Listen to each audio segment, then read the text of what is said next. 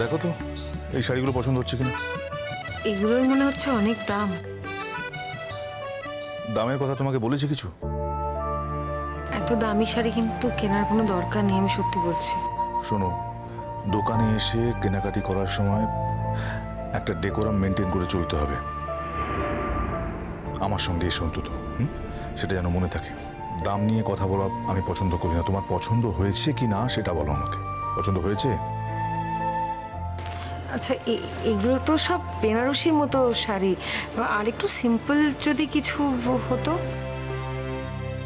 Madam কি বলছেন দেখুন, ওনার যেরকম পছন্দ সেরকম শাড়ি দেখান। আচ্ছা বলুন ম্যাডাম, কি শাড়ি দেখাও বলুন। ওই যে হ্যান্ডলুম শাড়ি আছে না, হ্যান্ডলুম শাড়ি আছে। কি বলছেন ম্যাডাম? স্যার বলছেন সিল্ক, তসর, বেনারসি, আর আপনি বলছেন হ্যান্ডলুম। বুঝতে পেরেছি ম্যাডাম, আপনি স্যারের পয়সা বাঁচাতে চাইছেন। ম্যাডাম, স্যার কিন্তু আমাদের খুব দিলদরিয়া মানুষ। কেনাকাটার বিষয়ে উনি কিন্তু কোনো রকম টাকা পয়সা বিবেচনা করেন না। তা নয়, যারা এগুলো পরবে তারা ওই ওই শাড়িগুলো পরতে বেশি ভালোবাসে। কি বলছেন ম্যাডাম? এই একটা শাড়ি 11,000 12,000 টাকা দাম। কজন এই শাড়ি পরতে পারে বলুন তো ম্যাডাম? স্যার যখন কিনতে চাইছেন নিয়ে নিন না।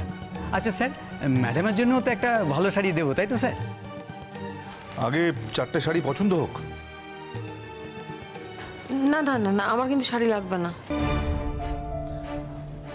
আগে 4টে শাড়ি বেছে নাও। আমি বলছিলাম যে এই শাড়িগুলো না দেখি, একটু হ্যান্ডলুমের শাড়িগুলো দেখি। দেখো পরমেশ্বরী, আমাদের বাড়ির একটা ক্লাস আছে, একটা স্টেটাস আছে।